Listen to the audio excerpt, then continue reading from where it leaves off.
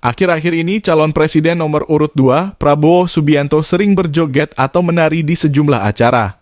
Calon presiden dari Koalisi Indonesia Maju ini baru-baru ini berjoget usai menyambut relawan Matahari Pagi di Jakarta Sabtu 17 November 2023. Pada momen pengambilan nomor urut Capres-Cawapres di kantor Komisi Pemilihan Umum, Jakarta, pada Selasa 14 November 2023, lalu juga Prabowo joget gemoy.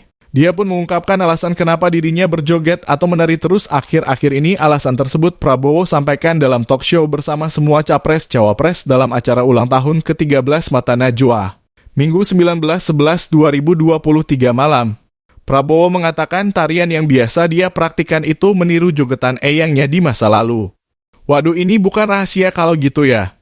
Jadi begini, ini cerita yang sebenarnya.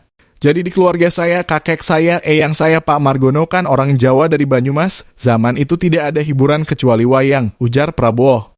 Jadi tiap kali saya ke rumah eyang saya disambut dengan tarian kayak begitu. Dari kecil, eyang saya, dia sambut saya. Selalu begitu. Gatot Koco Pangeran dari Pringgo Dani, tek tek tek tek tek tek tek. Ah, itu satu sambungnya. Kemudian ayah Prabowo, Somitrojoyo Hadikusumo, juga memiliki kebiasaan yang sama.